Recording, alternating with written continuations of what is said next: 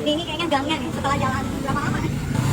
Hari ini aku mau nyamperin toko roti jadul yang kemarin tuh sempat viral. Ternyata masuk dalam gang. Waktu di sana aku ketemu sama si Oma yang punya toko roti ini. Salut sama beliau, masih turun tangan sendiri. Kata si Oma, sehari itu bisa laku hampir 4.000 roti. Oh, dari malam.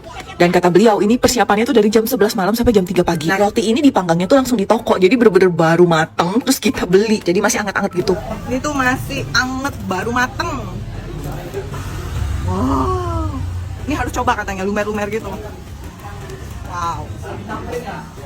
Ini rasa susu keju, kata Oma mesti coba, ini enak.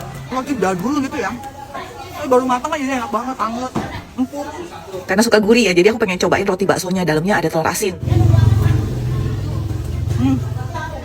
Sensasi makan roti yang baru matang gitu loh.